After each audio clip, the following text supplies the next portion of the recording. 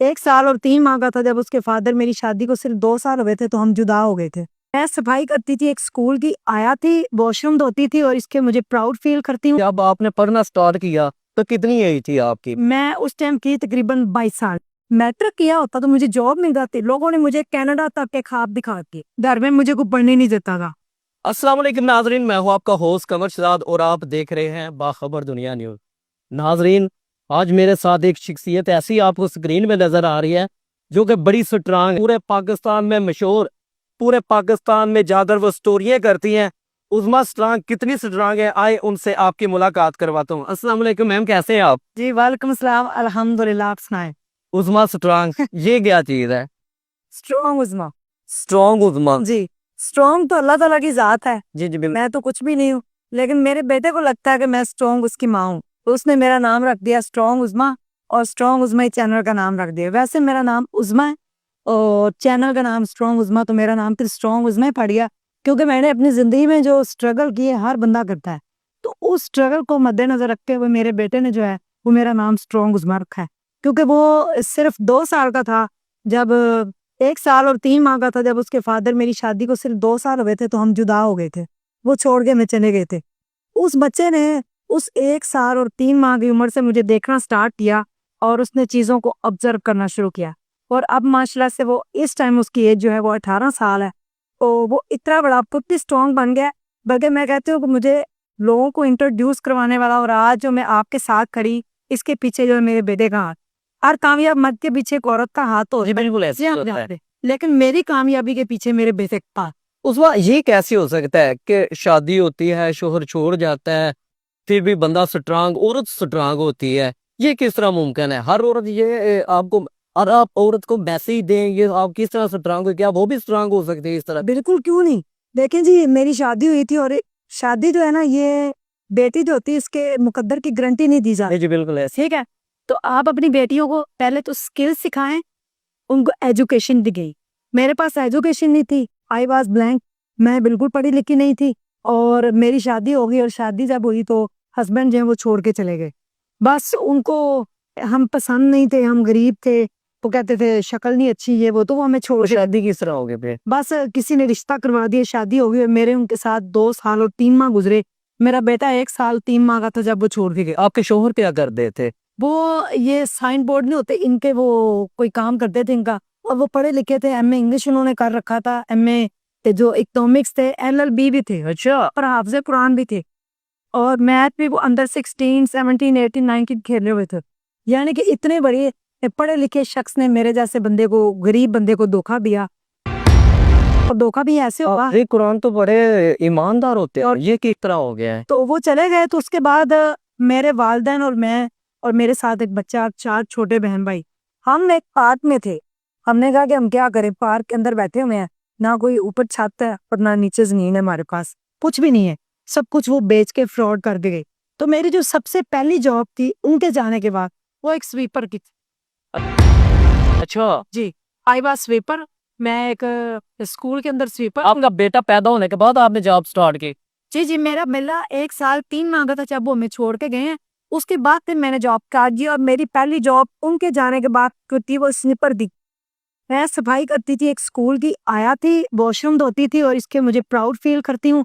मुझे कोई भी इसमें यानी कि निदामत नहीं है, शर्मिंदगी नहीं है कि मैं क्यों बताऊँ कि मैं एक स्लीपर थी। मैं सफाई की जॉब करती थी, और वहाँ से मेरी जर्नी स्टार्ट हुई। तो फिर ये जर्नी तो काफ़ी लंबी चौड़ी है, लेकिन मैं इन शॉर्ट आपको बताती हूँ। फिर मैंने वहाँ से पढ़ना स्टार्ट किया। उधर से ही? जी, एक कॉपी ली और एक डॉक्टर साहब ने मुझे लिख के दिया, अलिफ बे पे 1 2 3 1 2 3 और ABC, मुझे नाव हाउ करवाया। अरे ये अच्छा, अपने देखने वालों को ये भी बताएं, जब आपने पढ़ना स्टार्ट किया तो कितनी एज थी आपकी? मैं उस टाइम की तकरीबन 22 साल। ये फर्स्ट डे था आपका क्लेम का? कहीं जी, और मैंने ये पढ़ना स्टार्ट किया। अच्छा। जब मुझे वो पढ़ना लिखना आ गया, मैंने कहा ये तो आसान है। फिर मैंने छोटे छोटे से जुमले लिखना स्टार्ट किए, नमाज कायम करें, अल्लाह एक है, मेरा नाम उज़मा है। और मैं जब अनपढ़ थी तो मैं लोगों से कहती होती थी मेरा नाम दीवार पे लिख के कैसा लगता है। तो मैं इस तरह से ना मुझे बड़ा जोश आया। मैंने, अच्छा, कुछ लोगों ने मुझे कहा कि अगर तू मैट्रिक ही कीता होंदा ना, असी तैनू नौकरी लवा देंदे। हाँ। मैंने कहा मैट्रिक, मैट्रिक किया होता तो मुझे जॉब मिल जाती। लोगों ने मुझे कनाडा तक के ख्वाब दिखा के कि तेनू कनाडा लाई जांदे, तू मैट्रिक ही किता हुंदा। तो मैट्रिक मेरे लिए समझ ले कि एक बबाले जान भी बन गया और मेरी एक जिद बन गई कि मैट्रिक करना है। आप यकीन मानिए, मैंने 4 माह इतनी प्रैक्टिस की, ऑल अकेडमीज रिजेक्टेड मी, सब ने मुझे रिजेक्ट कर दिया कि आप फेल हो जाएंगे, हम आपको जो है ना एडमिशन नहीं देते। मैंने अपने बेटे को उठाना और साथ उसको 5 रुपए की एक छोटी मोटी सलांटी वगैरह लेकर देनी, पार्क में चले गया। घर में मुझे कोई पढ़ने नहीं देता था। मेरे जो नहीं, ऐसे भी होता है ना, ये इस एज में बंदा पढ़ने के लिए जब आता है, मतलब स्कूल जाता है, जी तो वो इर्दो गिर्दो नवायाल बंदे, वो क्या कहते हैं पंजाबी में, खच्चे मारते हैं, ये के चक्कर में पड़ गई। एक बच्चे की माँ थी और आम बच्चों की निस्बत बड़ी थी। लोग जो है वो 15-16 साल में मैट्रिक करते हैं, मैं 22 साल की थी। तो मैंने कहा कि मैं अब क्या करूं। मैं पार्क में चली गई, नशई वहां पे बैठ के टीके लगा रहे होते थे और मैं इल्म की शम्मा रोशन किए हुए थे उस पार्क के अंदर। अच्छा, मैंने उस पार्क के अंदर 4 साल गुजारे, 3 साल गुजारे। मैट्रिक मैंने उस पार्क में किया, डूंगी ग्राउंड है लाहौर में। उसके बाद मैंने इंटर उसी पार्क में दिया, बीकॉम पार्ट 1 उसी पार्क के अंदर किया। जब मैंने 4 माह में अच्छे तरीके से तैयारी कर ली, 3 माह में, तो चौथे माह एग्जाम्स आ गए, 9th 10th के इकट्ठे। तो मैं सर अब्दुल्ला का आज भी शुक्रिया अदा करती हूँ। सब ने मेरा एडमिशन भेजने से इनकार किया, उन्होंने मेरा एडमिशन भेजा और मैंने जाके जो है ना 9th 10th के इकट्ठे एग्जाम दे दिए। जब मेरा रिजल्ट आया, मुझे आज भी अपना रोल नंबर याद है, 164140 1614140। तो मेरा जब रिजल्ट आया तो मेरे 662 मार्क्स थे। मैंने इंटर किया, फिर मैंने बीकॉम किया, फिर उसके बाद अदालत से खुला दे के इससे 6-7 साल बाद मेरे वालिदैन ने मेरा दोबारा निकाह। अच्छा, मुझे उज़मा ये भी बताएं कि जब आपने मजदूरी स्टार्ट की, ये हर बंदा जानना चाहता होगा, आपको मजदूरी कितनी मिली एक दिन की? मुझे मेरी जो सैलरी थी ना इसकी, जो मैंने स्टार्ट की जब सबसे पहले लाहौर आने के बाद, जी। तो मेरी 6 रुपए दिहाड़ी थी। तो आप यकीन मानिए कि मैं सुबह 2 घंटे का पैदल सफर करती थी फैक्ट्री जाने के लिए और शाम भी 2 घंटे का अपने वाला साहब के साथ। आज मेरे वाला साहब इस दुनिया में नहीं है और मैं उनकी कमी बड़ी महसूस करती हूँ, क्योंकि वो मेरे ऊपर एक शेल्टर थे, एक साया थे। 1 साल 3 माह हो गए उनकी डेथ को, और जब से वो फौत हुए हैं ना, तो आप यकीन मानिए कि मैं बता नहीं सकती। वो मेरे दोस्त थे, मेरे बचपन से लेकर मेरे दुख सुख के साथी थे। उन्होंने हर कदम पे मेरा साथ दिया। जब मेरा दोबारा निकाह हुआ, फिर उनके साथ ट्रेजेडी होगी, वो पैरालाइज होके पुमे में चले गए, तो वाला साहब ने जो है ना फिर भी मेरा बड़ा साथ दिया। जब मेरी स्टोरी वायरल हुई, मैं सुसाइड करने लगी थी, मैं पेशेंट हूँ रुमेटॉइड आर्थराइटिस की। तो मैं MBA कर लिया, MPhil कर लिया, तो मैं सुसाइड करने क्यों? मैंने कहा कि मेरे से दर्द बर्दाश्त नहीं होता। मैंने इतना कुछ सहा है जिंदगी में, भूखे गुजारा है। मेरे पास 10 रुपए नहीं होते थे कि मैं जो है ना अपने बच्चों को कुछ ले दूं। आप यकीन मानिए, मैं यूनिवर्सिटी जाती थी, मेरे पास 50 रुपए होते थे, 25 रुपए जाने का किराया, 25 आने का, और 2 बैंस में जाते हुए बदलती थी, 2 आते हुए। आधा घंटा मैं पैदल जाते हुए चलती थी यूनिवर्सिटी और आधा घंटा आते हुए, ताकि मैं ये मैनेज कर सकूं। मेरे पास किराया नहीं होता था। अच्छा, वो मेडिकल स्टोर वही था जिसकी मैं स्वीपर थी। वो आपका अपना है? आप अब मेरा अपना, मैं उसकी ओनर हूँ। उसको मैंने 500 रुपए से स्टार्ट किया था। 500 रुपए से स्टार्ट किया। पहली मजदूरी 6 रुपए थी, दूसरी तरह 1500 रुपए लगी स्वीपर की, 1500 एक जगह से 3000 रुपए मेरे पास हो गए थे। और मैं दुनिया की बादशाह होती कि मेरे पास 3000 रुपया है। और आज अल्हम्दुलिल्लाह मेरा जब चैनल बना तो पहले इनकम 1,29,000 समथिंग आई। तो वो जब इनकम आई तो मैंने कहा इसका क्या किया जाए।